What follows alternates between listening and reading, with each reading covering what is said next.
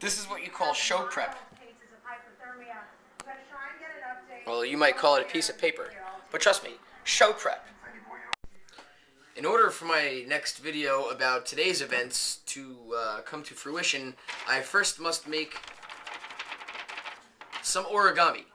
Trust me, show prep is awesome. Show prep is good. Origami stinks. No more origami. There will be something else to illustrate my point. Was departing LaGuardia Airport for Charlotte, North Carolina today when it was forced to ditch in New York's Hudson River, not far from the restored aircraft carrier and tourist center on the west side, the Intrepid. Initial reports were that this aircraft had suffered a bird strike.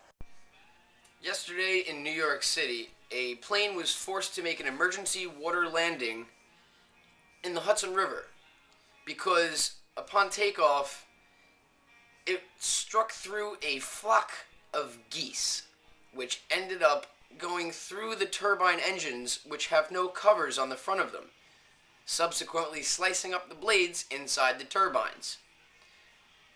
And on every news report, which lasted from about 3:30 when it happened until well into the night, for no reason, nobody was hurt, I'm going to illustrate for you what the hell they need over the engines. When everybody was asking questions, I have the answer.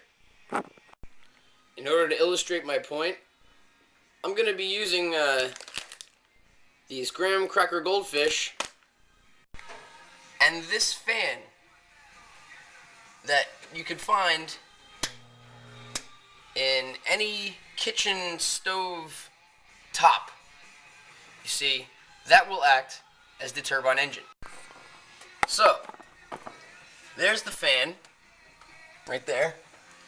And here we have a package of 2 graham cracker goldfish, which will act as the geese. Here's the first goldfish. Let me turn on our turbine engine. There we have it. Now this is what happens when a goose comes flying and gets into the turbine engine.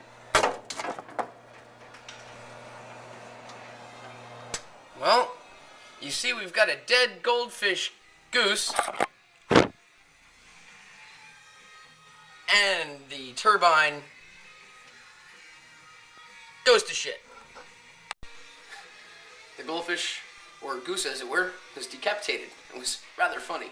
Now, what would you, seriously, what kind of technology could we use that we've been putting over windows to keep out objects like insects and birds for years now? Oh, shit! A screen! Fucking genius! Now, let's see what happens when we kick on our turbine and then put a cover over it. Here comes the second goose, unable to penetrate through the screen. I'd say we have a degree of simple genius here that so far has not been projected in the airline industry.